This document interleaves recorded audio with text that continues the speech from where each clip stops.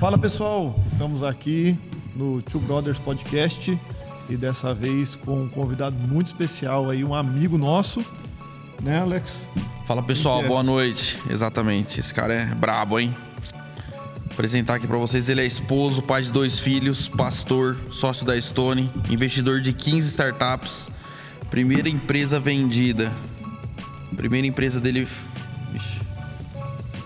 Vamos abrir de novo, que eu acho que ainda bem que não tá ao vivo, hein? Você vai gravar de novo? Vamos, não, vai. Deixa rodar, é podcast. Tá com o papo. Rodrigo Rosalim. Boa. Primeiramente, obrigado. Né? Servo de Cristo, esse é o principal. Quero agradecer aí o convite do Alex, Gilmar, são amigos nossos aí. E né, dizer que a gente é empreendedor, né?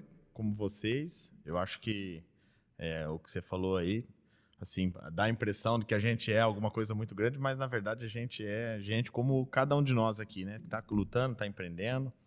E hoje, né, gente, se eu puder aqui contribuir de alguma forma, né? Acho que minha participação aqui é isso. A ideia é a gente contar histórias inspiradoras, né? Trazer insights para quem está começando aí e a gente de alguma forma contribuir, né? Para quem escuta, né? Com as nossas histórias, os nossos casos e principalmente com a história, com a lição de vida que a gente tem, né? Bacana. E antes de começar a sua história, já vou começar aqui. Você falou que a gente é gente como a gente, empreendedor. E é exatamente isso, né, cara? A hora que a gente começa a conviver e conversar, as pessoas admiram, a gente admira pessoas também que tá no nosso... Mas acaba sendo a mesma coisa, né? Mas eu vou fazer uma pergunta que eu anotei aqui. A primeira empresa que você vendeu a Nimo para Lynx, ela foi pontuada em 22,4 milhões na época, né?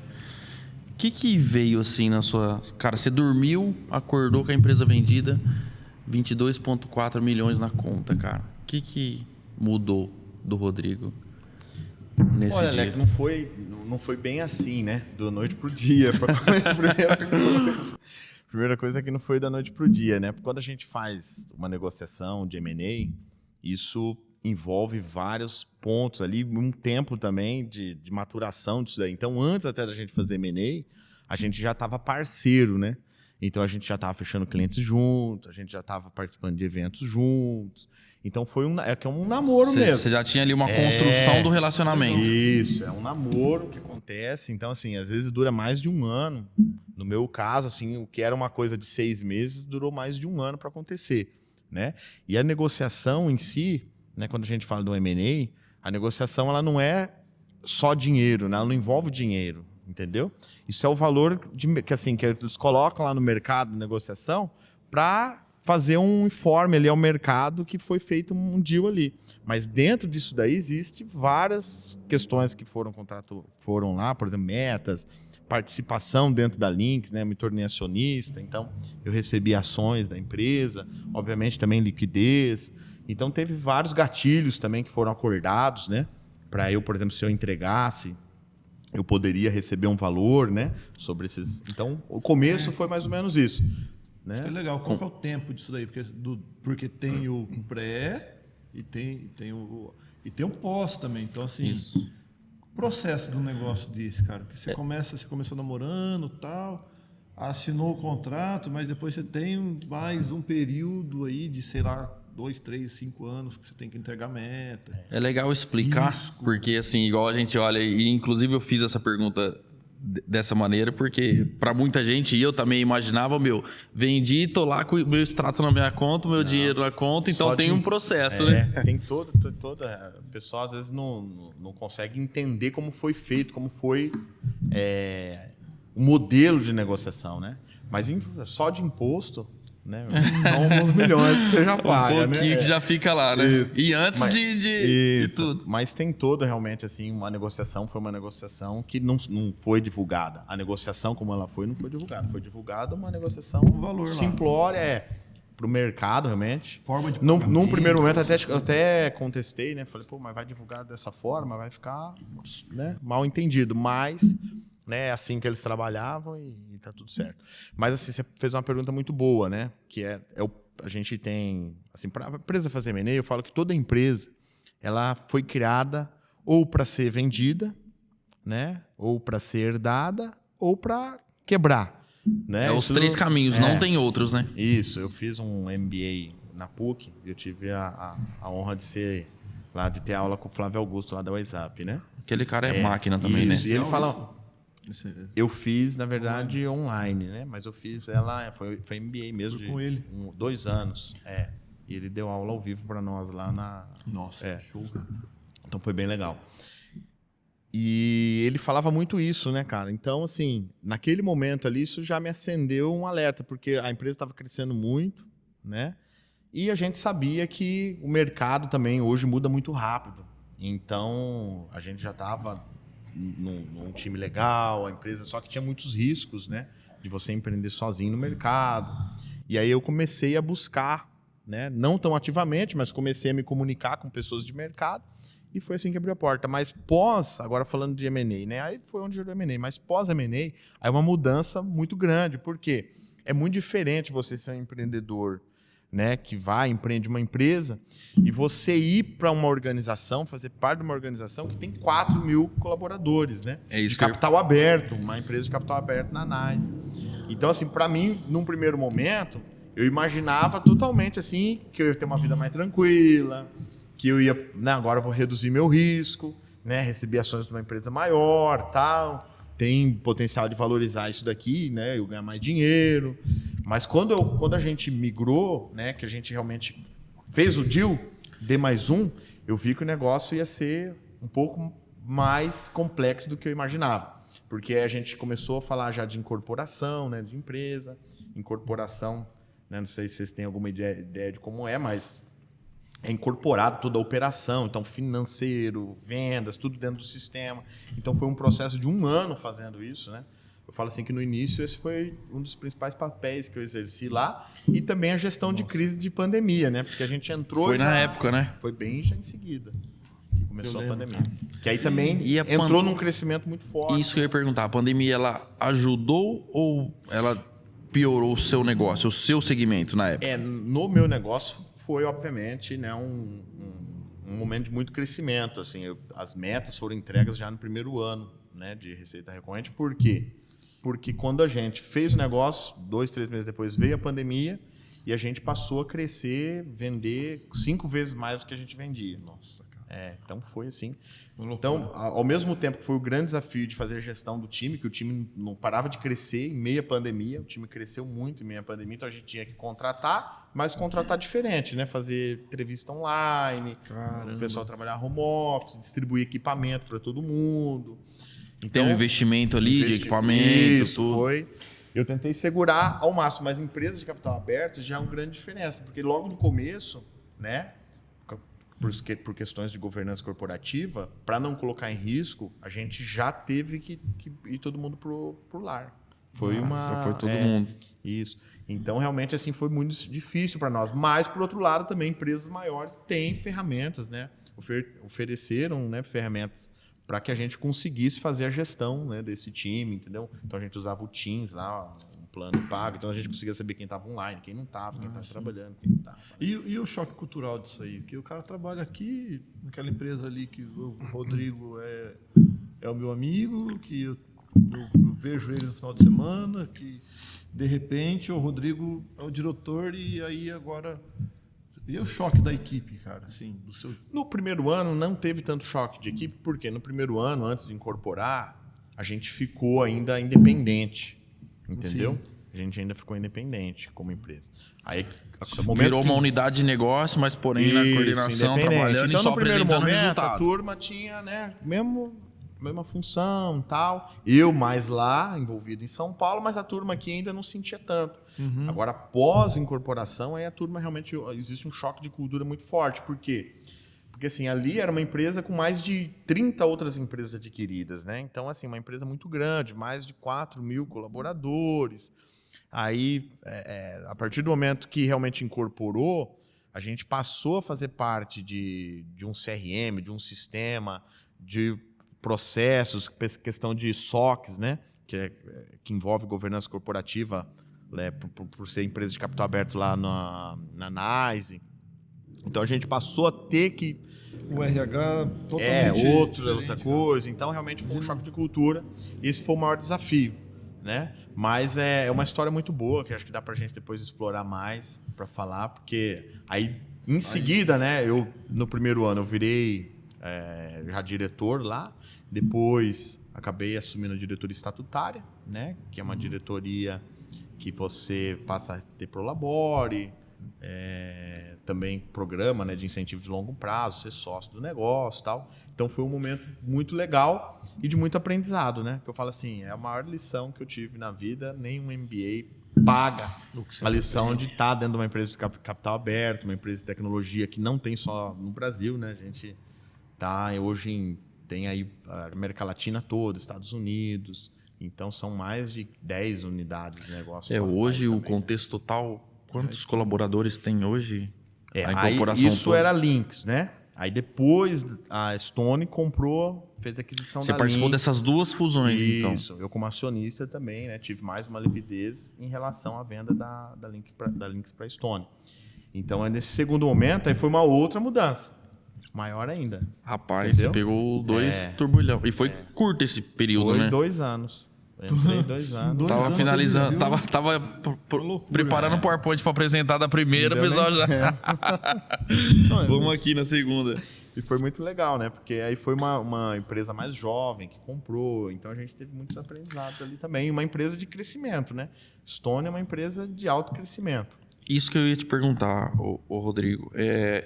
No meu primeiro podcast, e eu falo isso bastante aqui também para dentro do time, é que eu falo geralmente o problema é do tamanho da gente, né?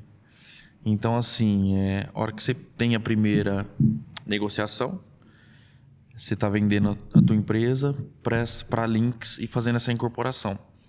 Então, eu imagino que o desafio ali interno, emocional, é desbravar, é pegar e...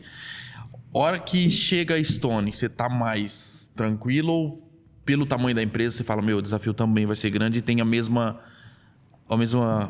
preocupação, assim, vamos dizer. Para nós, no primeiro momento, foi nebuloso, né?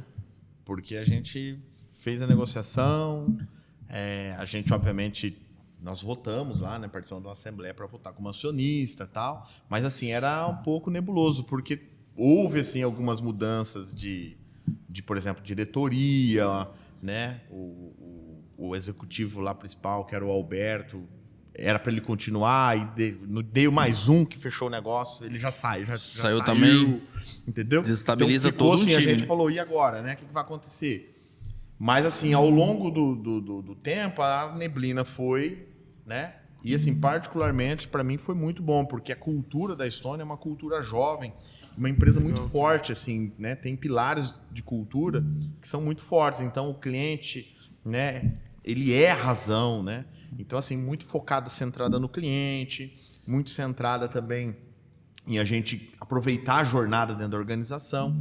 Então, particularmente, eu, assim, se eu não tivesse tido essa experiência, talvez, né, eu não teria tido tantos aprendizados e tantas lições como eu tive dentro da organização, porque aí foram outros desafios que a gente teve, né, de também fazer, né, essa junção ali, né, das duas empresas, que eram duas empresas grandes, né, a gente passou de 4 para 15 mil pessoas, né?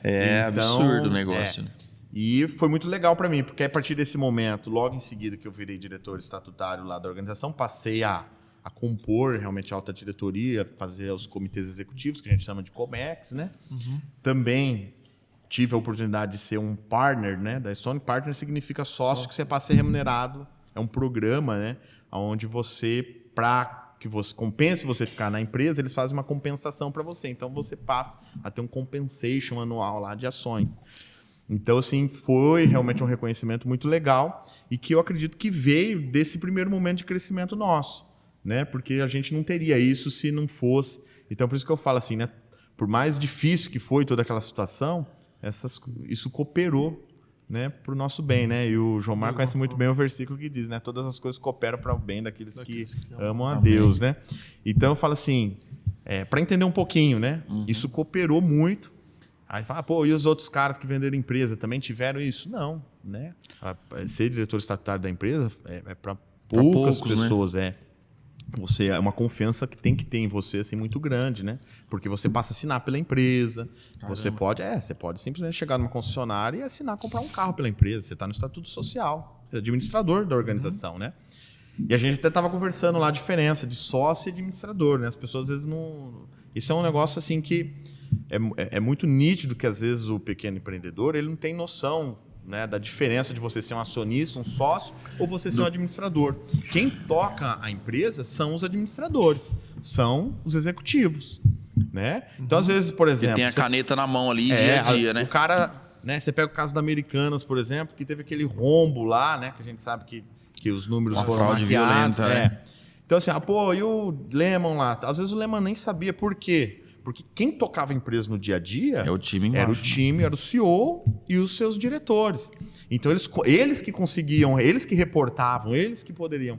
Então, às vezes, o acionista, o sócio, ele não está no dia a dia do negócio. Ele tem, às vezes, uma cadeira no conselho, né? Então, o CEO, ele, obviamente, vai reportar. Ele vai dar um update ali de como está a operação para o conselho.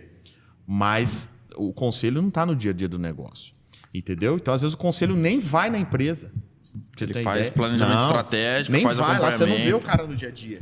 Então, só para vocês entenderem um pouquinho, né? Entendi. O sócio, né, a remuneração do sócio, ela está muito ligada, conectada, se ele não for executivo, à distribuição de lucros da empresa, que são os dividendos e juros sobre capital próprio, né? Ou bonificação de ações, alguma coisa desse tipo. E para o executivo é Prolabore. Né? Então, o Paga executivo lá ele o recebe salário dele por mês. Prolabore, bônus, né, de metas e, por exemplo, compensação de ações. Né, o cara só para ficar claro. Então, só para entender, hoje qualquer pessoa pode abrir uma empresa, sou sócio da empresa, mas eu simplesmente nem visito a empresa. Eu coloco um executivo lá para tocar o negócio.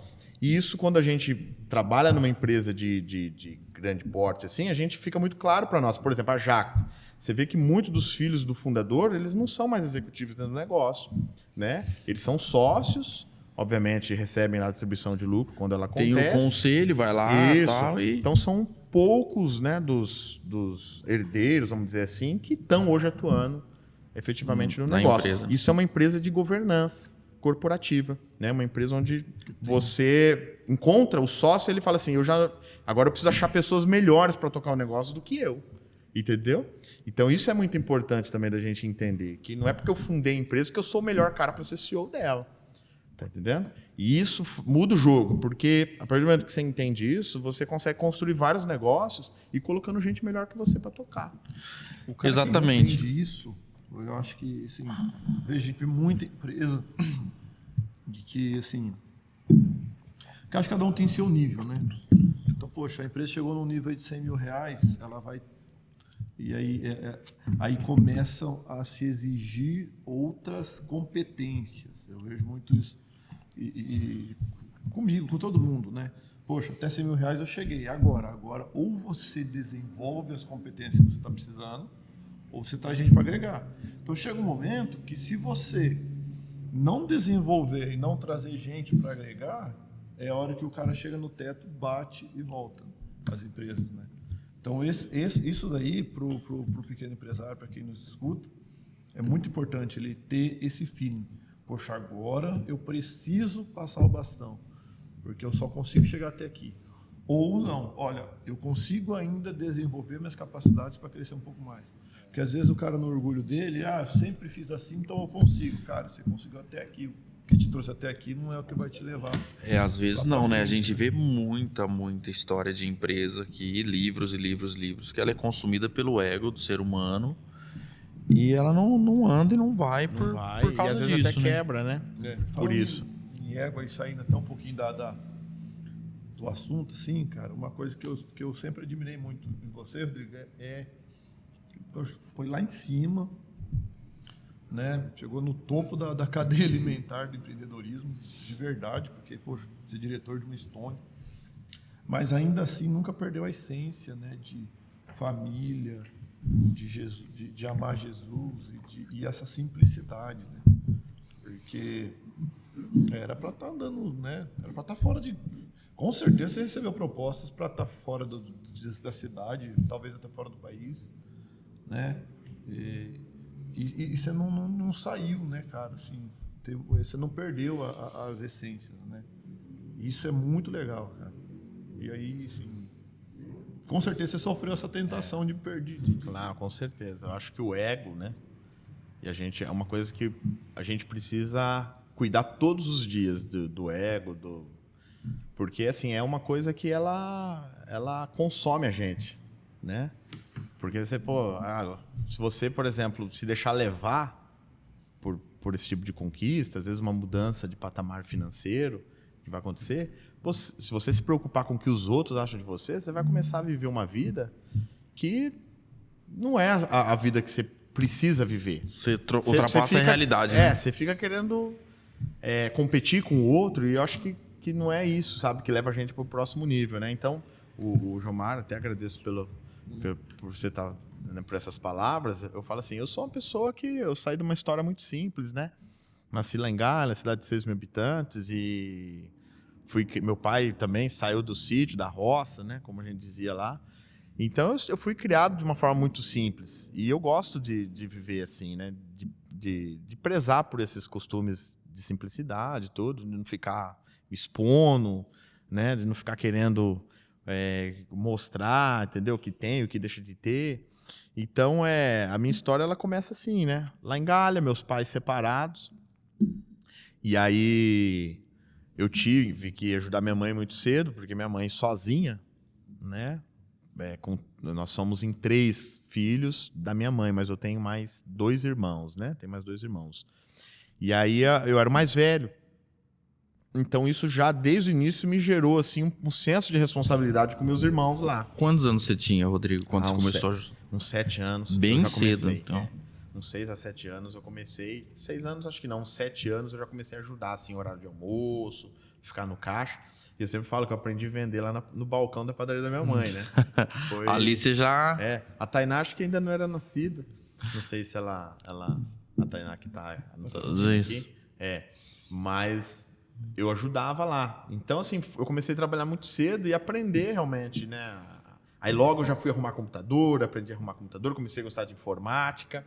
Então, meu pai, né, apesar de ter falhado ali na questão da família, ter deixado a gente lá, uma coisa que eu sempre aprendi com ele, 2 coisas até que eu aprendi com ele. Primeiro, foi esse empreendedorismo dele, que meu pai já teve de tudo, de gráfica, distribuidora de salgados, tinha de tudo. Ele, assim, você falar, seu pai já fez isso? Ele já fez um monte de coisa, né? Teve frotas de carro com distribuição. Então, ele era um cara muito empreendedor. E aí, assim, as 2 principais lições né? Meu pai, quando ele começou a prosperar, o que aconteceu? O ego subiu.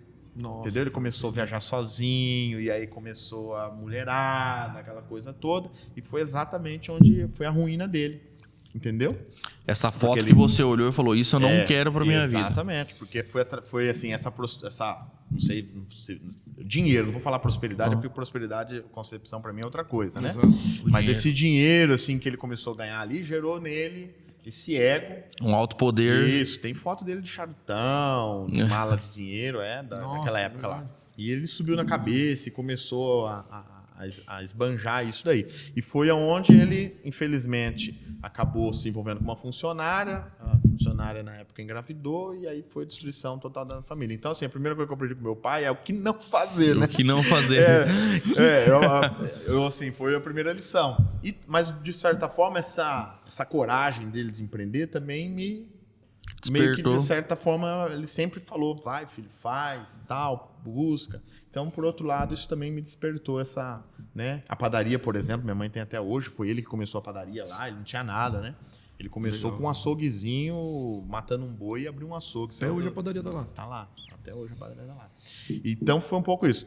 E outro ponto, assim, que eu falo que isso foi uma lição, meu pai logo, quando era pequeno, né, nessas andanças com ele que ele me levava junto, uma vez, já num momento de muita dificuldade, eu não me lembro se foi depois de acontecer isso aí ou antes até dele começar a crescer lá, um dia ele comprou um Marmitex, a gente tava voltando de Marília, isso eu me lembro bem, né? E aí na hora que a gente passou assim, tinha um senhor andando assim na estrada, né? E aí ele parou o carro e ele falou assim, filho, vamos dar a nossa marmita para ele. Aí ele pegou e deu a marmita que nós íamos comer, que a gente ia dividir para aquele senhor. Então, assim, são lições que me marcaram lá atrás, né? Então, apesar de todas as falhas do meu pai lá atrás, ele me ensinou a preservar minha família, não deixar subir na cabeça, porque foi uma destruição total. Meu pai não tinha dinheiro nem para... Passou necessidade depois do que ele fez aí. Destruiu tudo. Foi feio.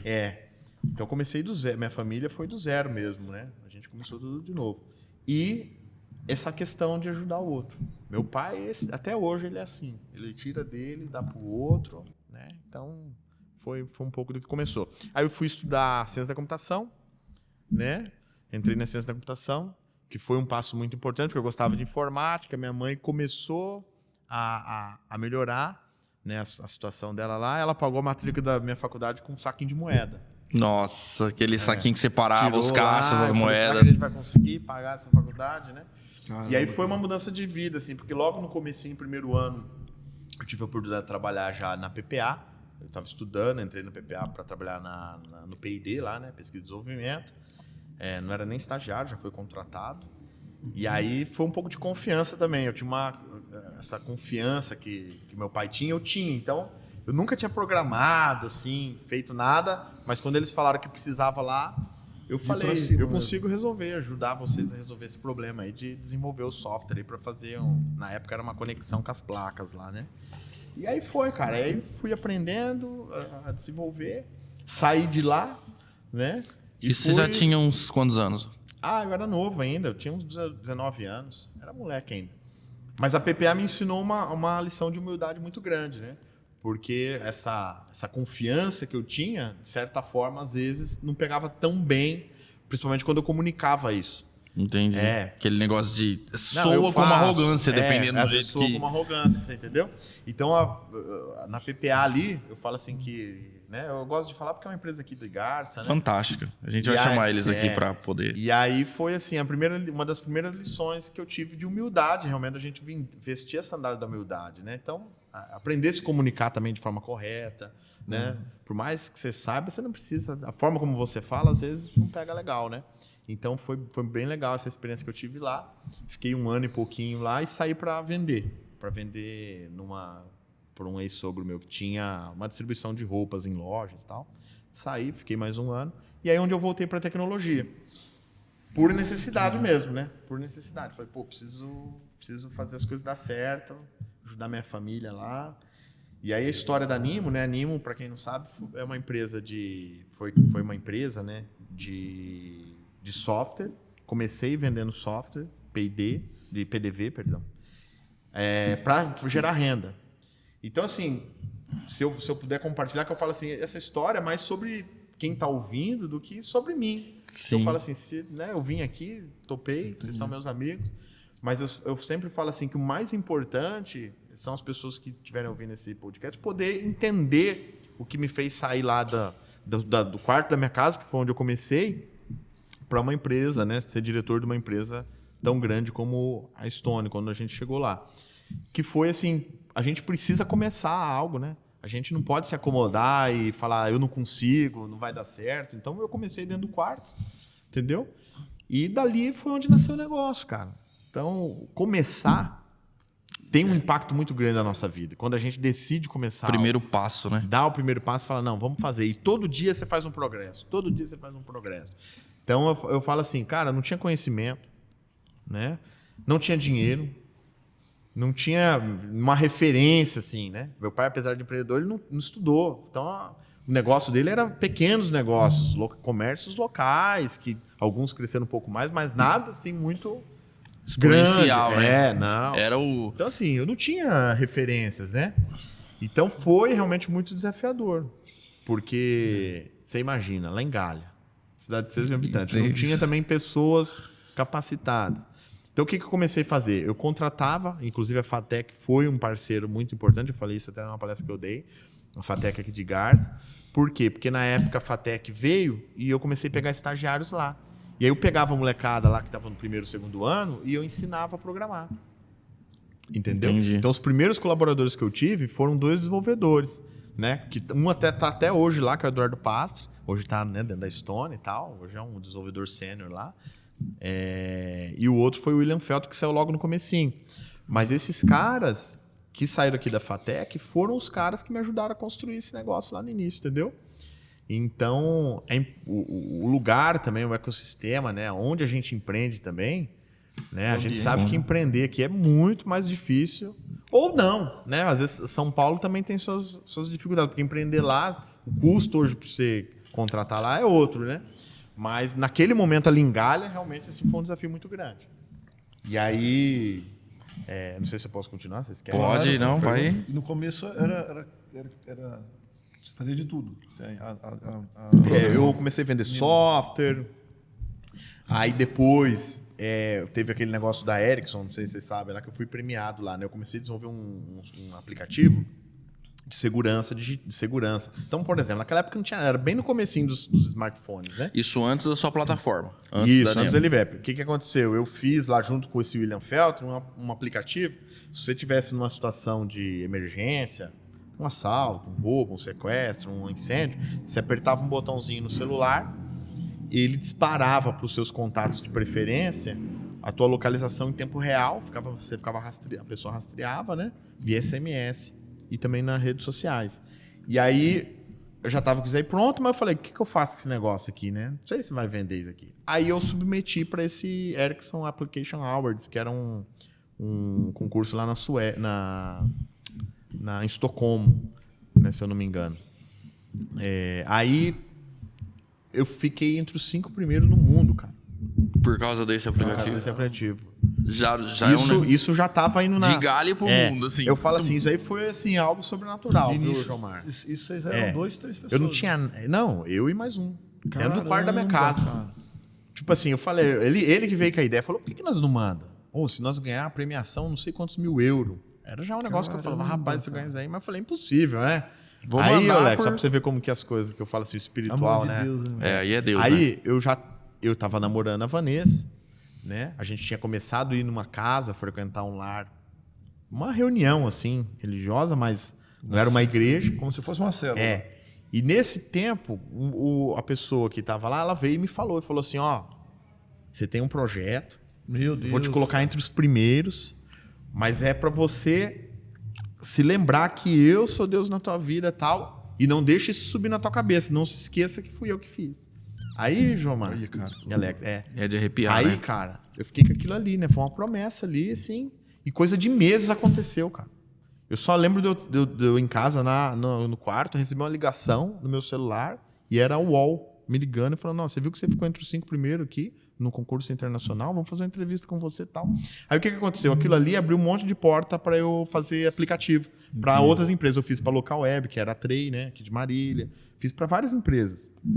ECP, né? Você começou a desenvolver aplicativos. Comecei a desenvolver aplicativo para eles, isso. Sobre encomenda. Isso já começou a gerar um caixa, uma receita dentro da empresa, né? Naquela época lá. Aí...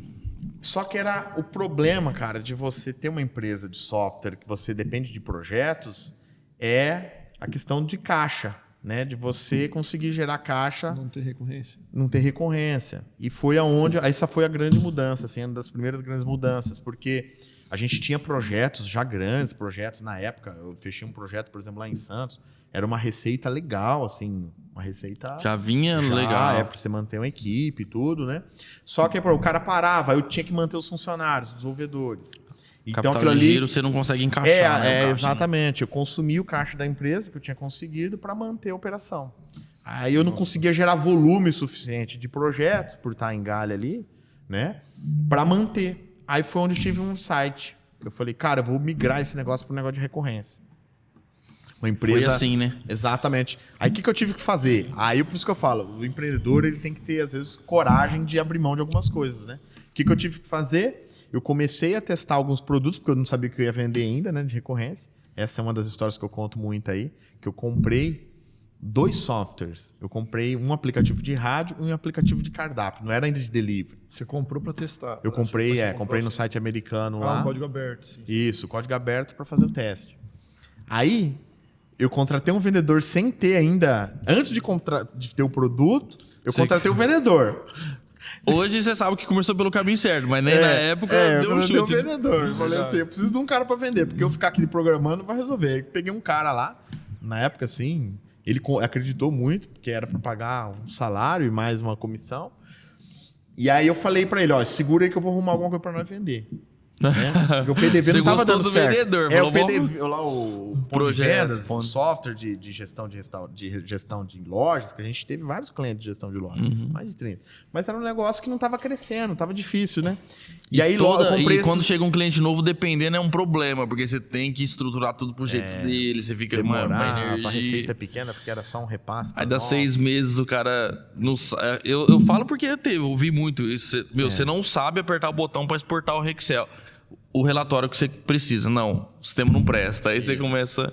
E aí foi assim que surgiu. Aí a gente testou os dois aplicativos. Ele vendeu rádio também, vendeu um menu lá, o cardápio. Na época era só cardápio digital. Só que aí as clientes cancelavam.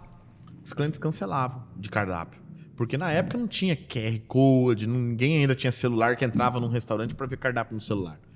E um dia, um dos primeiros clientes que a gente tinha fechado, ele me ligou e falou, Rodrigo, eu vou cancelar. Tinha meu contato, né? A empresa era pequena, me ligou e falou, vou cancelar. Aí eu falei, mas por quê? Chamava Serjão Lanches. Aí eu falei, mas Serjão, por que você vai cancelar? Ele falou, cara, ninguém acessa isso aqui e tal. Mas se você fizer alguma coisa para eu receber o pedido, porque aí já tinha o iFood tinha acabado de começar, e o iFood estava cobrando, na época era 6% de comissão, mas ia mudar para 10%. Então ia pegar e não permitia eles alterar o preço. O preço tinha que ser o mesmo que cobrava lá na mesa. Caramba. Aí ele falou, 10%? Eu não consigo. Aí ele falou para mim fazer. Cara, nós fizemos em um dia, Alex. Verdade, em um dia, só que era de formulário. Chegava, tipo assim, o pedido, o cara preenchia um formulário no finalzinho com o nome e tudo. O que não era tão ruim, mas chegava no e-mail do cara. Aí eu lancei, o cara falou, não, vou cancelar, porque chega no meu e-mail, você acha que eu vou ficar olhando e-mail na operação? Eu falei, não, eu vou fazer uma tela para você receber o pedido. Aí no correio, uma semaninha, fizemos uma telinha que apitava. Ele não cancelou. Eu falei, caramba, que legal, cara. Segurei, a retenção tá aqui. Falei, opa, conseguimos achar um produto aqui. E foi assim que começou. E esse produto, na época, era só um aplicativo, né? White label. Ou seja, a gente construía aquele aplicativo com a marca do restaurante. Mas aí foi tomando forma e a gente foi fazendo outros canais. Aí foi fazendo também o site dele, né? O e-commerce dele, com a marca dele. Isso tudo com um produto bem assim simples, mas a gente começou a construir isso. Aí a gente deixou aquele comprado e realmente começou, porque a gente viu que aquilo ali a gente não ia desenvolver muito, né? A gente começou a construir um novo, que era código nosso mesmo. E aí começou integrando. E começamos a fazer. Aí foi desenvolvendo esse produto, né? Ele foi se transformando num CRM, programa de fidelidade, né? Questão de marketing, de divulgação. Então ele fazia disparos ali de cupom, desconto. Foi se transformando realmente num produto que não era só mais delivery. Atendimento de mesa, atendimento de retirada na loja, call center, né? Para atendimento de telefone. Foi crescendo. E sempre ouvindo o cliente, vendo a demanda lá na ponta. Isso foi o primordial, né? Que a gente, na época, sem ainda conhecer muito, a gente seguiu a metodologia do Lean Startup, né? Do Eric Ries, que é uma metodologia que fala, você constrói uma solução baseada nos feedbacks, né, do cliente. A gente foi fazendo assim. E fazendo um link, Rodrigo, eu acho bem bacana, veio aqui na minha memória, fazendo um link com o ego e ouvir o cliente. Aconteceu uma situação, aqui no começo do ano da empresa, a gente teve um cancelamento de contrato, e aí eu chamei o pessoal da gestão que cuida e comecei a fazer reunião, e nessa reunião eu falei uma frase, que eu falei, gente, não olha para mim, olha pro cliente. Não olha para mim, olha pro cliente. Daí a hora que eu falei isso, minha gestora falou, Alex, que bom que você está falando isso. Porque muitas decisões e muitas ações nós estamos fazendo na empresa preocupado com o que o Alex vai achar e não o que vai funcionar lá na ponta. Então, você falando isso, está dando uma autonomia para a gente colocar o nosso cliente na frente. A gente vai tomar a decisão para ver o que é melhor lá na ponta. Depois a gente resolve com o Alex. Eu falei, é isso aí. Então, e às vezes, no decorrer às vezes na pressão de querer o resultado, às vezes você começa a pensar que o time começa a ficar preocupado com você, o que ele vai achar, o que quer deixar você contente e o mercado vem depois. Cada você está desenvolvendo a cultura, né? Então, exatamente. Quem está no centro, né? É isso aí. Então é uma coisa que tem se policiar todo dia. E aí você foi ouvindo e desenvolvendo. Esse negócio, cara, eu tenho tentado aplicar bastante, né? Você começa a receber feedback, vamos colocar, por exemplo, uma reclamação. Começa a receber uma reclamação de um ponto. Pega esse ponto, muitas vezes nesse ponto está um produto. Então, muitas coisas no escritório, ou qualquer negócio, se você vê os pontos de reclamação, é uma oportunidade para um produto, né? É isso aí. Então, a gente tem feito isso aí também no escritório e isso é legal. Você pegou o ponto de dor, foi daí que surgiu o produto. E aí, assim, é interessante até complementar, porque assim, bom, encontramos um produto, mas a gente não tinha escala, né? Entendeu? Aí esse ponto foi, assim, também primordial. Então, a gente, primeiro, foi para o mercado de recorrência, que a gente tem mais previsibilidade, né? Então, assim, um mercado onde você sabe que você vai construir a tua receita recorrente, todo mês você vai recebendo, pode fechar planos anuais e tal. Mas, por outro lado, começou a ter o quê? A gente tem a necessidade de vender mais, também de fazer um bom onboarding, ou seja, de implantar esse cliente, né? Então, a gente começou a estruturar depois internamente esses processos. E uma das alavancas que a gente criou lá foi a área de vendas mesmo, né? A gente construiu um time de inside sales, um time de marketing, né, também. A gente começou a aplicar, né? Na época ainda era tudo muito novo aqui no Brasil, mas a gente começou a fazer muito tráfego direto. Eu né? acompanhei de longe, eu admirava, achava animal. E aí isso começou, assim, aí a gente criou o time, né? Então, por exemplo, os closers, que são os vendedores que abordam o cliente depois de uma pré-qualificação, os SDRs e tal. Isso foi tomando forma e foi crescendo.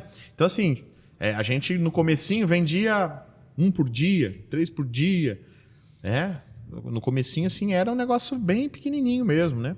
Pô, depois começou a vender 100 por mês, entendeu? Depois passou de 100, fomos para 200 por mês, 300 por mês, 400 por mês. Nossa, foi... Aí o negócio foi indo, exatamente. E quem que te... Na pandemia, a gente... você imagina na pandemia quanto que a gente vendeu o tal por mês. do sucesso de um dia pra noite que demora anos para acontecer, foi né? assim, que foi... E vai isso lapidando, tudo, então você vende lapidando. 100 por mês, né? Você tem que implantar, você tem que reter, porque também não é só implantar, né? Você tem que cuidar realmente dos milestones de sucesso do cliente, né? Porque assim, o que ele considera como sucesso na operação dele? Então, primeiro é vender, né? No nosso caso lá. Né? Mas ele também queria, por exemplo, além de vender, ele queria construir a base de clientes dele, entendeu? Ele queria enxergar esse valor, né? De que ele estava economizando também com o iFood lá, entendeu? Porque não era um competidor do iFood, a gente nunca foi um competidor do iFood. É simplesmente uma plataforma onde o iFood vira um captador de clientes, mas ele fideliza dentro da plataforma própria. Entendeu? Entendi. Isso. A primeira entrada vem do iFood, Pode vir do depois iFood, ele... isso. Depois ele já vai trazendo o cliente para a plataforma própria dele. Mas dentro desse período teve muitos desafios. A gente teve muitos desafios. Assim, a gente contando a história dá a impressão que foi um negócio simples de fazer. Mas, cara, antes até de todo esse crescimento, teve momentos assim de eu não ter como pagar os funcionários, quando eu tinha lá 4, 5 pessoas. De eu chegar um dia lá na empresa e não ter condições assim, eu falar assim, cara, e agora? O que eu vou fazer? Porque não tem como eu pagar. E era o dia do pagamento da galera. Né? E a gente sabe, gente que é empreendedor, que Meu Deus, isso é religioso, né? O pagamento religioso. da turma. O pagamento cara, é se no não dia. pagar, tem que ser religiosamente. E eu não tinha. E aí entrou um ponto muito importante na minha vida, que eu falo que essa experiência, assim, é algo que o Jomar com certeza carrega, você também carrega, que é as experiências que a gente tem com a fé, né? Porque para empreender, tem um estudo que fala sobre a perseverança. Tem um estudo que fala sobre perseverança lá, daquele livro que chama Grit, lá que eu falo muito também sobre esse livro. Mas naquele momento, por exemplo, que eu tinha lá as contas para pagar lá e não tinha de onde tirar, que era bem no comecinho do negócio, eu estava já ouvindo a palavra, né? Não estou nem falando de religião, mas da Bíblia em si. E sabe aquela palavra que diz lá, né? Quando orares, entra no teu quarto, fecha tua porta e fala com o Pai secreto que o Pai... né? Te buscar o Senhor em mesmo. secreto ele te responderá. Eu lembrei dessa palavra e fiz uma oração dentro do meu quarto, cara. Sincera, Falei, aquela não tem oração jeito. transparente, Eu sincera. fui lá e foi meia hora lá dentro do quarto, porta fechada, não tinha ninguém em casa. Fiz a oração. E você sabe quem que Deus usou? O meu pai. Caramba. Que morava em outra cidade, que nunca tinha pago pensão. Entendeu? Meu pai me ligou, eu dentro do quarto. Orando. Orando. E falou assim, filho, você precisa de alguma coisa? Eu falei, ô pai, não, tá tudo bem. Aí ele falou assim, não, eu tô saindo aqui da onde eu tô aqui, não lembro onde ele falou, e vou passar aí na frente. Aí ele parou lá na frente, o carro, ele nem entrou em casa, eu entrei, ele pegou, ele tava com não é maletinha, é tipo uma bolsinha de mão. Ele falou assim, filho, o pai vendeu uma chácara, o pai nunca te deu nada. Hoje o pai trouxe um presente para te ajudar, para fazer, para ajudar no teu negócio. E você não precisa me devolver, não, é um presente. É Deus. E o valor era um valor assim que, né? Para aquele momento era o valor que eu precisava pagar. Então aquela ali foi a primeira experiência de fé. E todos os momentos depois do desafio que eu passei, porque por falta de conhecimento a gente às vezes falha muito mesmo. Então, por exemplo, teve problemas de servidor, no comecinho a gente não tinha estrutura ainda, né? Da gente quase perder todos os dados. Teve um bloqueio que a gente tomou, já estava bem já nessa época, tomou um bloco da Apple, na verdade só não. Todas as empresas similares à nossa na época foram bloqueadas pela Apple. Você não conseguia podia fazer mais no fazer iOS. o white label. Cara, voltei da Europa, já tava... Eu não sei, a Tainá pegou essa época aí, Tainá? Você tava, né? A Tainá trabalhou com a gente lá. Trabalhou? Acho que ela pegou essa época aí. E aí a gente tomou esse bloco da Apple, cara, e foi assim um desespero. Ficamos 15 dias sem vender nada. Você tava viajando. Eu tava viajando, eu voltei, a galera não me contou quando tava viajando, pra não ficar preocupado. Na hora que eu voltei, veio a bomba. Os caras, rapaz, travou. Não consegue vender, porque todo mundo queria Apple naquela época já, né? E aí, cara, por isso que eu falo, né? Eu ficamos 15 dias sem vender, mas aí eu procurando uma solução, encontrei na época lá o PWA, que era uma forma de você criar um aplicativo para o cara instalar sem passar pela Apple. Então ele conseguia instalar. E ele instalava no iOS. Estava no iOS. Sem passar. E a gente começou a ofertar isso como se fosse melhor do que o aplicativo, porque não dependia de espaço celular e tal. E depois que a gente voltou a vender, começou a vender mais do que a gente vendia antes. Olha só, cara. Da dificuldade. Sim. Depois a gente voltou, a Apple depois desbloqueou, voltou normal. Mas a gente ficou meses tentando recuperar isso. Então eu falo assim, a fé, né, e a perseverança, a fé ela gera uma ação, né, correspondente. Então naquele momento que bloqueou lá a Apple, um dos colaboradores que trabalhava com a gente lá, que era o Lucas, né, até posso citar ele, o Marco Mini, ele chegou e falou, Rodrigo, agora que tá vendo tudo bem, cara, já era. Ele falou até assim na época. Ele mesmo já estava desacreditado. A turma não estava falando, não tem jeito. Eu falei assim, nós vamos vencer. Nós vamos vencer esse negócio. palavra... Porque a gente chegou até aqui, então nós vamos achar um caminho, uma solução, nós vamos vencer. A palavra do líder determina... Cara.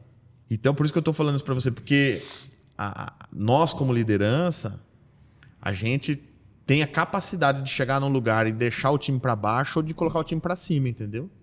Se você fala, já era junto ali, tava cada um entregando o seu currículo no outro dia. Exatamente. Então, assim, isso é muito importante, a gente entender que nós somos responsáveis pela cultura, principalmente, mas também para guiar o time nessas situações de desafio. Né? A liderança, ela tem esse papel de você, nesses momentos assim de muito desafio, você ser o cara a referência para eles. Ó, esse é o caminho. Eu acho que o maior papel de um CEO é ser o cara que destrava quando tem um nó atado. Exatamente. Que ninguém encontra a solução. Legal. Tá entendendo? Ele chega, respira e fala, calma, dá aquele tiro de fuzil, coloca a bola no chão. Dá direção mesmo. Então, assim, isso foi algo que eu sempre tive, né? E que me ajudou muito, essa capacidade de colocar a bola no chão e engajar o time.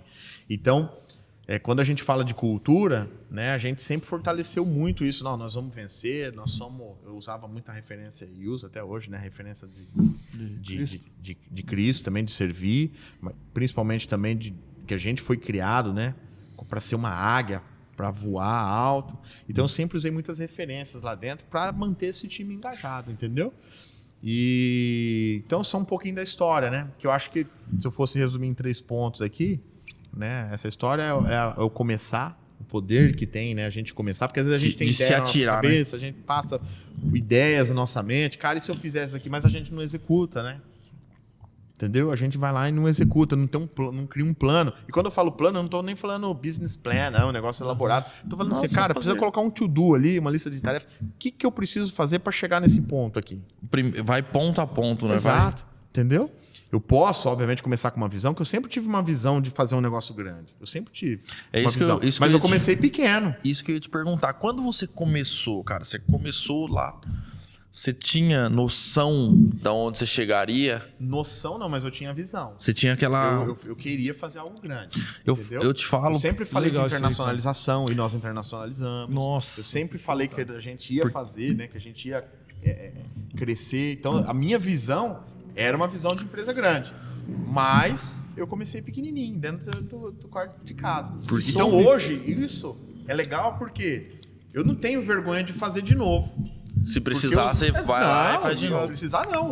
Hoje, se eu for fazer um negócio, eu vou fazer exatamente o que Inclusive, eu você fiz. tá fazendo um negócio que você começou meio que do zero agora, né? Acho que sozinho de novo, né? A gente pode até falar disso aí depois. Né? Sim, Porque mano. parece que é meio revolucionário. E é Até bacana. onde a gente pode falar. Não, não tem, bem tem bacana. segredos, não. É uma empresa de... Só como você tocou nesse assunto, né? Hoje, atualmente, além de investidor de startups, né? Que eu invisto em startups, invisto profissionalmente também no mercado financeiro, né?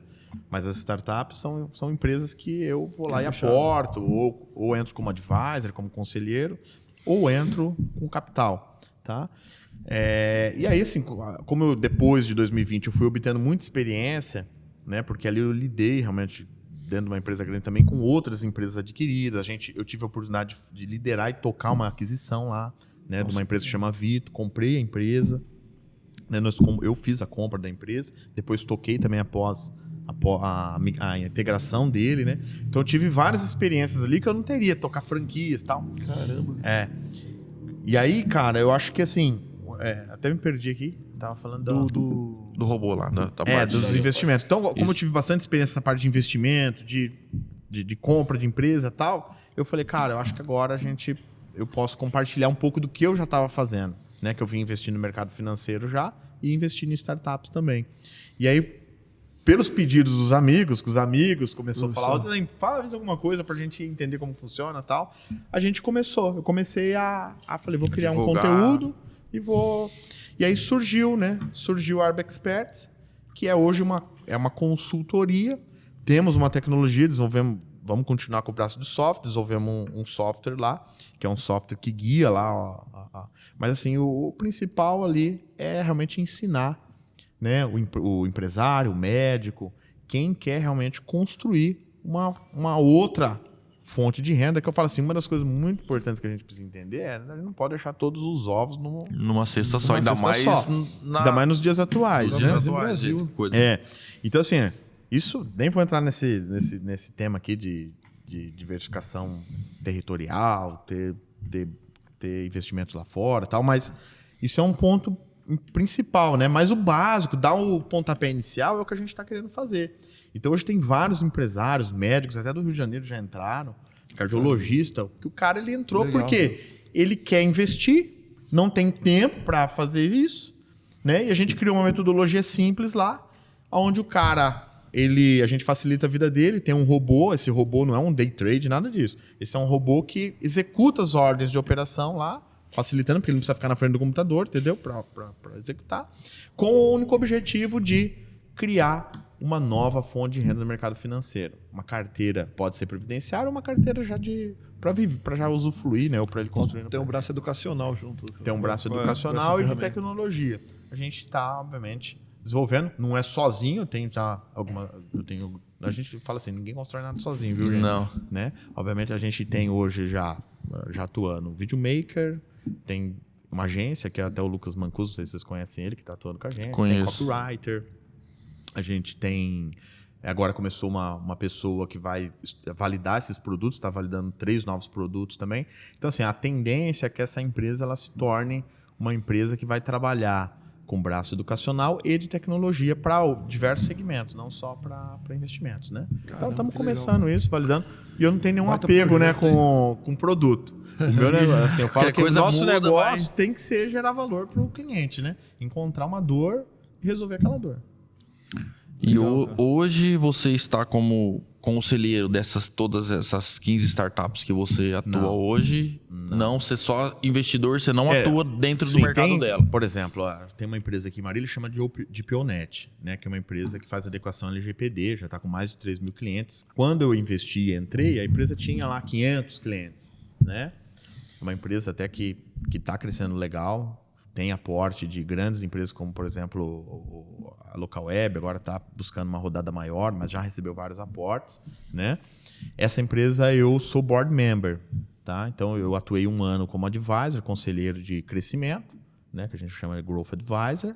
Depois, aí eu encerrei essa fase, né? Foi 1 ano que a gente combinou. Hoje eu tô como board member, assim, se for ter uma reunião de board, como eu sou sócio, Aí você- né? É isso. vai. Aí eu sou convidado para estar dentro da reunião. Mas eu não atuo, né, como conselheiro, a não ser, por exemplo, quando o cara me aciona, né? Então já teve casos, por exemplo, tem uma empresa, a Vivalista, ela ia fazer um M&A lá, ela fez, inclusive, ela ia fazer um M&A com outra empresa do mesmo segmento para ganhar mais tração, né, para gerar sinergia com o produto que ela tinha. Aí o CEO, a gente fez uma reunião, tal, ele falou, Rosalinho, o que você acha, tal. Então assim, acontece, né, de ter essas reuniões, mas eu não estou no dia a dia, né, e a gente só recebe o report mensal, normalmente ou mensal ou cada 2 meses a gente recebe um report com os resultados. De né? como tá Como tá a acompanhando. operação, tal. Quando tem novos investimentos, a gente recebe se vai fazer follow-on ou não, né? Que você pode, pra você não ser Para não diminuir sua nota, sua isso, para você participação. não reduzir a participação, né? Você Diluir. recebe de todas. Sim, tem que receber. A gente coloca cláusula, né, de proteção para não ter, né, diluição. Entendeu? Então, É um mercado- hoje eu tô atuando, né, como investidor. Você quer falar? Não, pode ir? Que é uma fase nova, né? Eu acho assim, a gente chega um momento, né? A gente está empreendendo, que já é colocar, né? Ter pessoas melhores que a gente trabalhando. A gente sempre vai pegando um problema novo, né? Sim. Indo para desafios novos. E tem um momento que a gente começa também a acreditar, né, em outros empreendedores e começa a empenhar, né, recursos. Eu até vim com um negócio aqui na cabeça agora aqui, que é aquela palavra você conhece lá da parábola dos 10 talentos. Nossa, essa parábola fala muito. Né? Você Fiz- fez, fiz o uma Jomar série fez uma do Tec, live, uma série dela de... Que Cara, é aquilo lá é muito Mateus 24, né? Eu não me lembro agora se é 14, acho que é Mateus 24, 14. Acho que é. Que fala... É 24 ou 25? Mateus 25, 14, se eu não me engano. É um dos dois. Mas é que fala sobre uma parábola onde Jesus está falando como é o reino dos céus, né? Como que é o reino de Deus. E é onde ele faz lá, ele vai sair de viagem, o Senhor ali, né? Representando a figura de Deus, ele fala, vou sair de viagem e dá cinco talentos, que era um ciclo de medida, né? De metais valiosos na época, ouro, prata e tal. Ele dá 5 para um, 2 para o outro e 1 para o outro. E ele fala, ó, administra aí os meus bens, né? Até que eu volte. Então, assim, resumindo a parábola, né? O que eu acredito muito, e isso me norteia. Tudo que nós temos é Deus concedendo a nós por um tempo para nós administrar para Ele. Tá entendendo? Entendi. E lá na parábola ele fala isso, porque aquele que tinha 5 aplicou no banco, trouxe mais 5, ele falou, servo bom e fiel, foste fiel no pouco, no muito colocarei. Né? O outro trouxe 2, ele deu 2, trouxe 4, ele também fala a mesma coisa.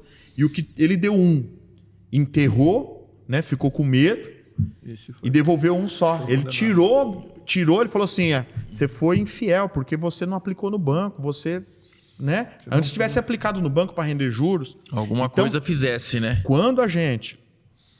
Porque assim, eu falo assim, Deus ele dá uma medida para cada um de nós. Lá fala sobre segundo a nossa capacidade. Nossa, essa parábola fala é muito empreendedorismo.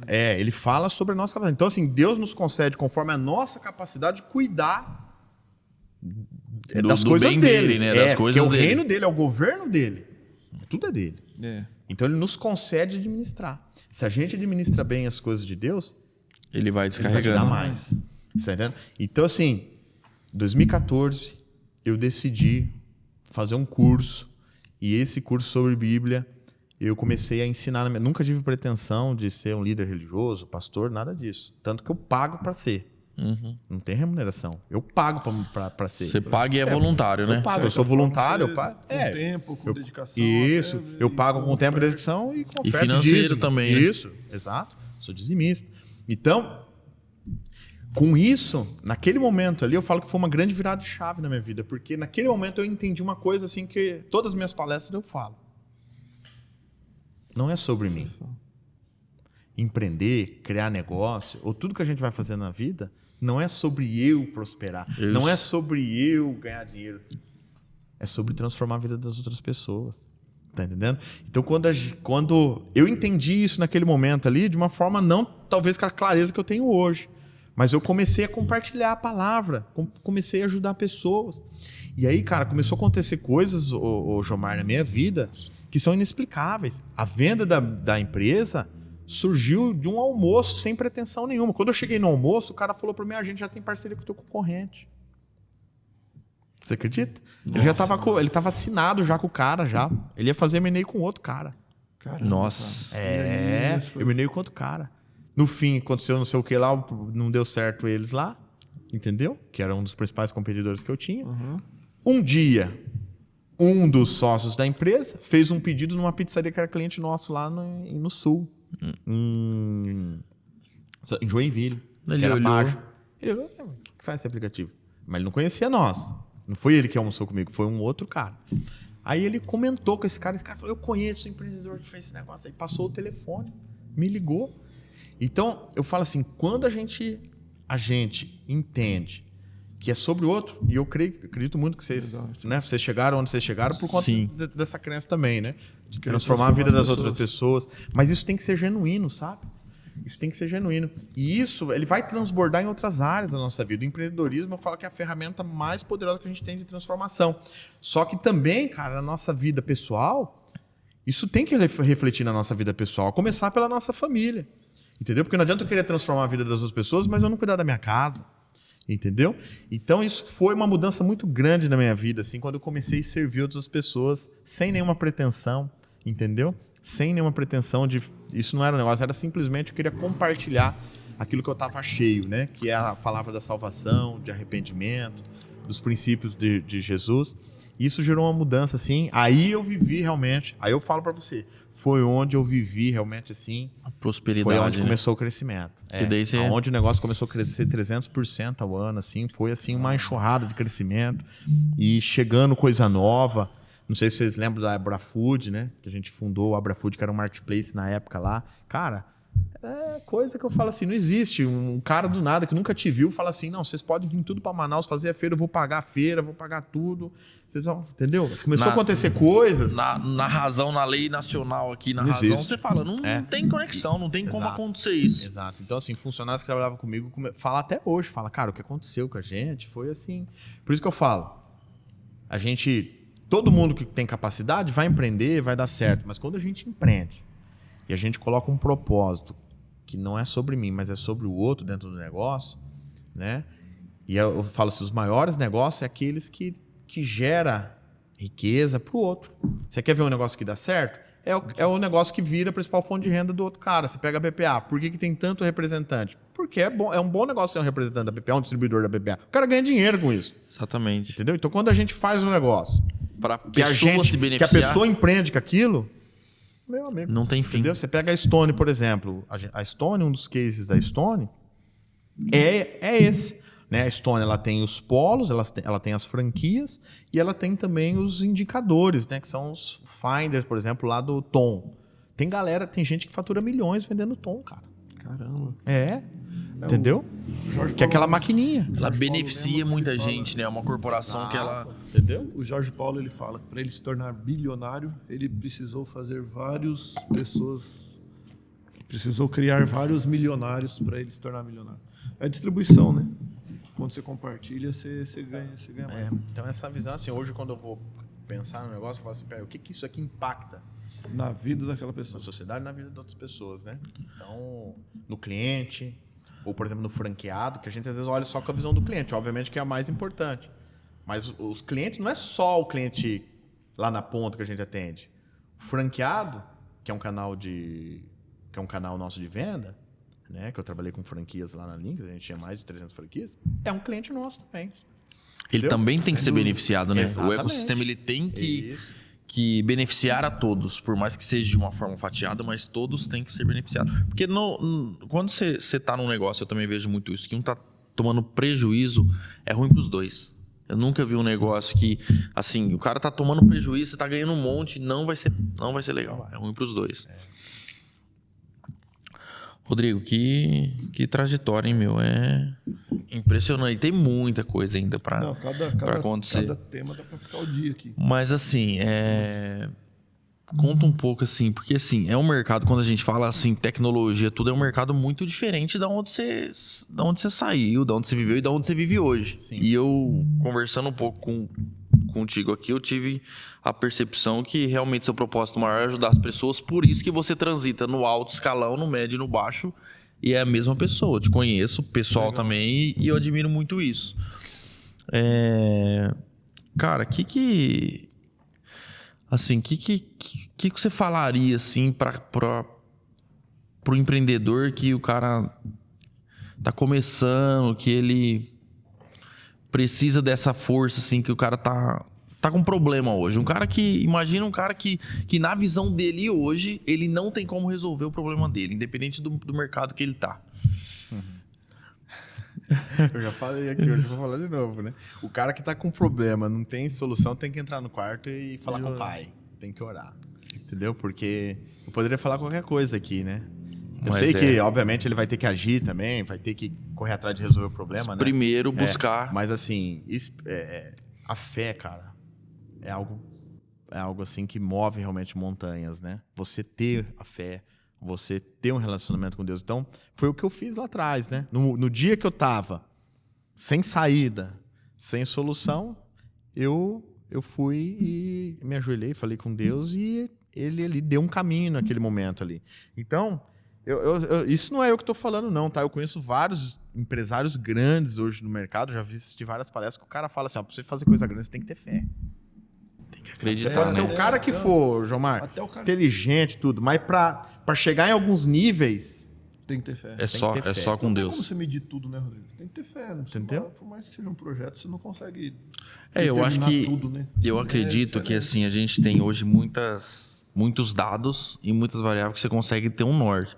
Mas a frente é sempre, na minha visão aqui hoje, pelo menos da empresa, ela é sempre nebulosa, ela é sempre incerta. Exato. Acho que muita gente começa por necessidade, um negócio pequeno por necessidade, mas para criar algo grandioso... Isso. Não tem precisa, a primeira coisa a gente precisa acreditar, né, muito naquilo que a gente está fazendo. Né? A fé em Deus é algo assim que... Porque nós precisamos estar bem, né, no dia a dia. Então, assim, empreender é tomar... Eu estava falando com outro empreendedor que está começando agora, ele veio e falou, rapaz, mas quanto problema? Eu falei, isso é o normal, viu? É normal. Não isso aí é natural, filho. Você não quer dor de cabeça, vai cuidar de outra coisa. Empreender é dor de cabeça. Então, assim, a gente precisa estar bem fisicamente, mentalmente, espiritualmente, senão você não aguenta a pressão. Exatamente, entendeu? Cara. Você não aguenta. Puxa, isso aí é um ensinamento. Exatamente. Então, assim, lá atrás, eu não tinha esse conhecimento. Eu penei um pouquinho para chegar nisso aqui, né? Hoje eu já tenho, né? Você sabe, né? Como que é a minha rotina. Né? Eu já corro todo dia, treino, oro. Entendeu? Então, isso que eu tô falando para vocês é coisas que você eu já ouvi grandes né? empreendedores falando. Ó, o cara que estuda, busca conhecimento sem parar. Né? Que fala assim, eu estudei, eu fiz a faculdade, fiz a pós, agora eu parei. Não existe mais aí. Hoje, ou você tá o tempo todo aprendendo, ou você fica para trás. Né? Com inteligência artificial, com tudo que tem aí hoje em dia, a informação, o negócio muito mais rápido, né? Então, é muito importante a gente estar cuidando do conhecimento, tá sempre buscando aprender coisa nova, do físico, porque, cara, afeta muito. Eu tive nesses momentos aí, assim, que eu não tava cuidando, que, pô, até mancha apareceu de vitiligo no meu rosto. Pode ver, não tem mais, entendeu? Mas eu não cuidava de mim, né? Então, essa parte física também é importante. Então, eu já vi empreendedores falar assim, o cara que cuida do espiritual, que tem um tempo de contemplar, de buscar Deus, busca conhecimento todo dia, entendeu? E cuida da saúde, o cara, ele fez isso. Ele pode trabalhar depois tranquilo, cara. Não tem como não dar certo. Entendeu? Porque o cara, ele vai estar fortalecido em todas as áreas. Vai estar bem fisicamente, vai estar bem espiritualmente, mentalmente, vai estar aprendendo. E é isso que a gente precisa, né? O que eu ia te perguntar, cara, como você lida, assim, porque é muito assédio, né? Eu imagino que tem bastante traição ao longo do caminho, porque pelo menos todos os empresários tomam. Pergunta aí, eu vou no banheiro já vem. Então, assim, Ao longo dessa trajetória de sucesso, se você não tiver uma cabeça para saber lidar com o assédio, com o interesse, com as pessoas interesseiras, tem muita gente que também te ajudou demais, mas sempre tem aqueles que te paulada nas costas, é pancada, é traição, é crítica, sempre tem aquele, né? É bem a palavra de Neemias, né? Você está construindo com o muro com uma mão e se protegendo com outra, né, cara? Como é que você, o que você fala assim? Como você soube lidar com tudo isso? Ô Gilmar, eu sempre pensei da seguinte forma, eu acho que, cara, esse tipo de coisa, quando acontece, a nossa... a palavra talvez aqui, né? A gente fica intrigado, né? Quando a gente sofre, toma uma pancada de alguém, alguém que a gente confiava. Mas assim, a nossa decepção não pode durar mais do que 5 segundos, sabe? A gente tem que superar rápido e seguir, entendeu? Se for uma questão que precisa de demissão, demite, mas segue. Não. Porque assim, o problema é você ficar se lamentando e ficar com aquele, porque puxa vida, o cara que eu confiei. Então assim, a gente tem que, obviamente, ali vai ser... Eu tive problemas graves, tá? Eu vejo muita gente fica, cara, leva pro emocional, meu. Não, eu tive problemas graves, assim, de pessoas internas, jurídico, armando por conta de coisas bobas, assim, armando contra a própria empresa, sabe? Fazendo denúncias contra a própria empresa. A gente pegou a situação, mas simplesmente a gente tratou como tinha que ser tratado. Ninguém brigou, simplesmente desligou. Bem racional e vamos bola para frente. Entendeu? Não adianta a gente ficar carregando aquilo ali, né?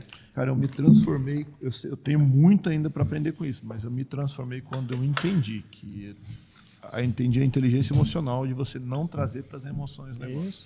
Senão você fica carregando um monte de gente, um monte de mágoas. Cara, ninguém que chega no sucesso, no topo, chega lá cheio de mágoa no coração, cara, você tem que chegar curado, né, cara?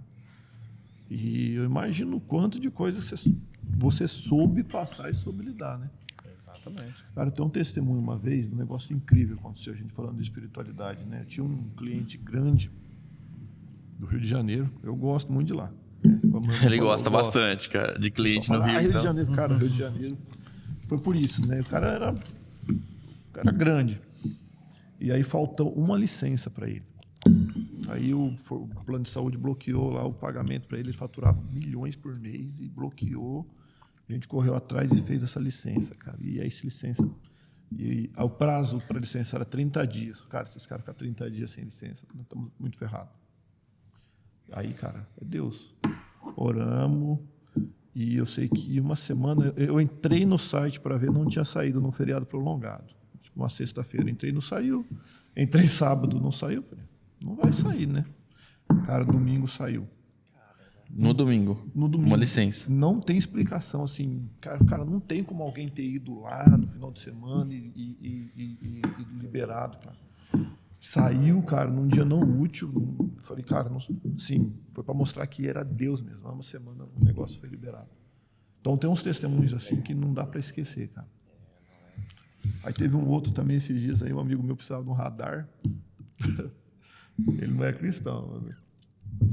Foi atrás de uns 3 caras. Os caras não soltou o radar dele. Indeferiu. Cara que só fazia radar. O cara só fazia radar. Falei, a gente não faz, mas eu vou fazer. Falei, é uma questão de honra. Fiz tudo que o fiscal pediu. Falei, em nome de Jesus, esse radar vai Orou sair. antes, né? Você falou que você orou antes na documentação. Orei no documento, falei, isso aqui vai sair. Falei, Senhor, o seu nome vai ser glorificado. Esse cliente vai ver que é a tua mão que vai sair esse negócio. Rapaz, aí o radar saiu, não saiu o Google. Eu falei, não saiu. Não, peraí, saiu sim.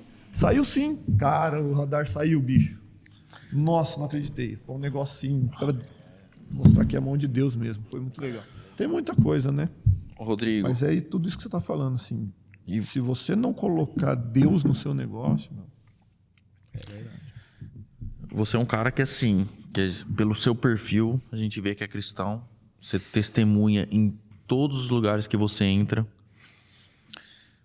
Quando você chega lá, na parte executiva da Stone, na reunião de board, lá no bastidores, vamos dizer assim, onde começa toda a estratégia. Eu tenho certeza que você é o mesmo Rodrigo. Sim. Como que, assim, funciona num conselho desse? O ego, você consegue ver nitidamente o ego entre as pessoas que não têm sabedoria? Ou todas lá já têm uma maturidade espiritual? Lá, assim, normalmente são pessoas já de um padrão, né, padrão, quando eu digo alto, não só financeiramente, mas também intelectualmente. De intelecto. Que teve então, o discernimento da saúde, né? De equilibrar. É muito amistoso. Eu tive a oportunidade, assim, de aprender uma linha, né? De uma comunicação bem mais assertiva. Então, realmente, assim, é um outro nível mesmo, né? Então, você não vai ver... assim, eu estou falando do ambiente que eu vivi ali, né? Sim. Realmente um ambiente muito bom, né? A troca muito legal entre sócios, todo mundo se respeitando. Não tinha, assim, né? Nada... Isso que você vê em presenças pequenininhas, Não, de briga, não. Acontece, às vezes, um desentendimento, mas assim, né? Normal. Uma discussão produtiva, né? Vamos dizer assim, discutindo sobre uma definição ali, mas nada de deferir palavras, né? Ofensivas e tal. Isso eu nunca vi. Então, é bem legal, né? E eu tive a oportunidade, sim, de, em alguns momentos, testemunhar em algumas oportunidades lá para os times, né? Para as outras lideranças. Eu acho que sempre que eu tive a oportunidade ali, eu falei de Jesus também. Né? Nossa, olha o evangelho onde vai, né? Obviamente que uma empresa desse porte, né? A gente tem que aguardar as oportunidades. Eu não vou chegar ali, né, nas reuniões mas teve muitos momentos assim oportunos ali pra gente testemunhar, falar de Jesus. Isso foi muito bom, né? E qual que é o seu maior projeto hoje? Minha família, né? Minha família, com certeza, minha família e Davizinho, Isa, Vanessa, Davizinho, Isabela, porque eu falo assim, né? A minha missão é apresentar meus filhos para Jesus, né? Quando eu falo vai chegar um dia que eu vou ter que apresentar minha família lá, falar que, ó, eu trouxe minha família. Por quê? Porque eu cuidei da minha família, né? A palavra fala que o homem que ele não cuida da família é pior que o infiel, entendeu? Então a gente tem que, né, cuidar e zelar pela família. Acho que é a primeira missão que eu tenho. E depois, né, não menor, mas também muito importante, é continuar fazendo o que eu faço, né? Servindo outras pessoas, né? Tanto com uma palavra, né? Que a palavra de Jesus é uma palavra que traz um conforto, traz uma transformação da mente. O Jomar sabe muito bem disso. E essa transformação ajuda a gente em todas as áreas. Casamento, financeira, entendeu? Saúde. Tudo linkado, uma coisa na outra, né? Até o cara evita de ter problema. Esses dias eu estava falando lá sobre ser fiador, fazer empréstimo, entendeu? É o tipo de problema que você pode evitar. A Bíblia trata sobre isso aí. Nossa, eu li esses dias, semana passada, sobre ser fiador. Então, quando a Bíblia, cara, é um livro que eu falo assim, é um livro completo. Tem muita gente que fala de religião e tal, mas o cara nunca leu a Bíblia. O cara, na hora que ele entende a Bíblia, que ele começa a estudar a Bíblia, é um guia pro seu dia a dia, assim, que tem princípios, tanto que a maioria dos livros, os best-sellers, são muitas vezes inspirados em princípios bíblicos, né? A gente pega Provérbios, a gente pega vários livros ali, os próprios princípios de Jesus são princípios de liderança que nos ajudam no dia a dia de qualquer negócio ou da nossa vida, né? Então, eu hoje tenho essa missão de continuar ensinando isso, que é algo que mudou minha vida, né? Show. O que você diria pro Rodrigo de 19 anos hoje? Lá, 19 anos? Cara, eu acho que com 19 anos eu tava perdidaço. Com 19 anos eu tava procurando o rumo do...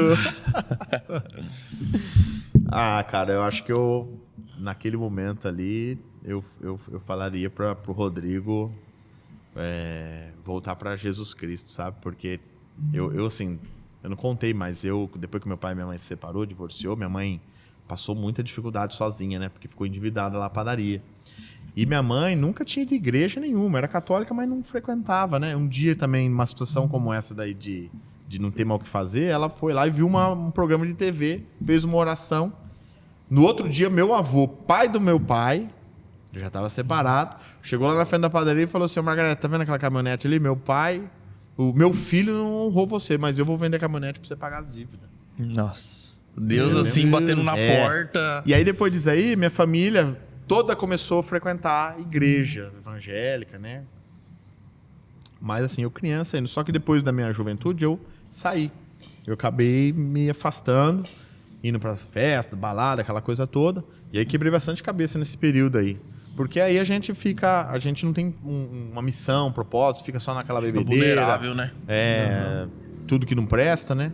Então eu nesse momento foi um momento assim onde eu fiquei muito em conflito comigo mesmo, procurando às vezes alegria e felicidade onde não tinha.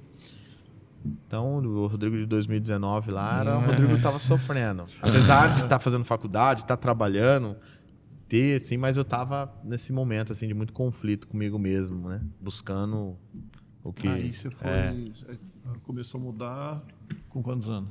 Aí depois, cara, foi com 22, 23 anos assim que eu começou a mudar. Voltei, que eu comecei a frequentar uns cultos no lar, né? E aí foi onde a palavra foi começando a me nortear. E ninguém chega para você e fala, você não pode fazer isso, você tem que fazer... Não, a própria palavra, a própria Bíblia, ela vai nos guiando, né?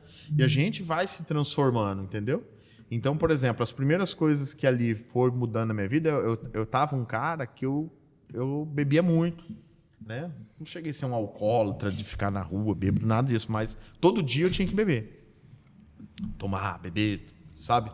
Quando eu conheci a Vanessa, eu carregava aqueles... Nem sei o nome. Ô, louco, você já tava com cantil? Tava com cantilzinho de uísque. Não era aquele que o pessoal Exatamente. compra, aquele que o pessoal compra, é o corote? Tinha o cantil. Ô, louco, Rodrigo. Cheguei nesse nível. Então, assim, a primeira coisa foi não parei de uma vez, mas comecei a reduzir, né? Até o ponto de parar de vez, entendeu? Porque era algo que, assim, me fazia mal, né? Seu pai bebia? Meu pai, cara, tomava assim, mas não era o problema dele, não era alcoolismo, né? O problema dele foi o que eu falei mesmo, deixou subir na cabeça. Então, assim, comecei a tirar isso, entendeu? Né? Depois as festas e baladas, que era um ambiente também que eu frequentava, e só gerava ciúme, né? Com a minha atual esposa, a gente ia, às vezes tinha aqueles... a gente começou também a sair desse ambiente. Então, assim, mudar o ambiente, né? Eu comecei a mudar o ambiente, entendeu? Então, eu comecei a deixar num ambiente que eu não produzia nada e comecei a buscar, né? Ir em eventos, buscar conhecimento em eventos lá em Campinas, São Paulo, que a gente ia muito lá no Superlogic Experience e tal. Então, passar a seguir pessoas novas também, né? Então, isso foi mudando. Ao invés de ficar seguindo lá a galerinha lá das baladas, eu comecei a seguir gente que, de alguma forma, me inspirava positivamente. Então, é muito importante também a gente...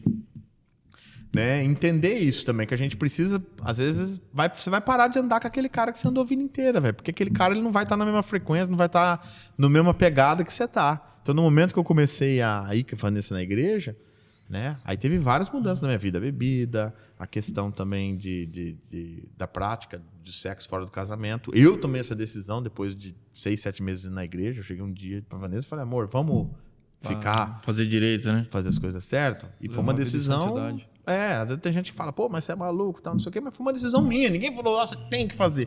Eu falei, eu quero fazer. Entendeu? Porque tá na Bíblia. E quebrou muitas... Cara, quando a gente... Lembra das parábolas do 10 talentos que eu falei? Quando a gente cuida, né, do nosso relacionamento, a gente tá cuidando daquilo que Deus criou para nós. Então a gente tem que santificar todas as coisas, né?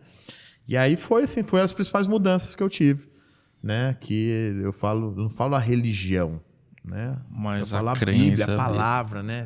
Essa busca da fé. Às vezes a pessoa fala, você é religioso?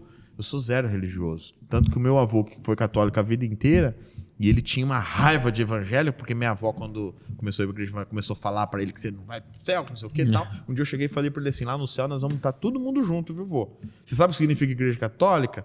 Aí ele falou, não. Eu falei, igreja universal. Lá na Bíblia não tem um lugar da católica, do evangélico, não, é todo mundo junto. E eu falei assim, para provar para você que eu não tenho nada contra, eu vou com você na igreja. E fui com ele. Nossa. Aí começou a quebrar isso, né? E isso quebrou as barreiras. Meu avô, né? A última oração, no dia que ele veio a falecer, fui eu que fiz. Ele chorou junto comigo lá, nós oramos, entendeu?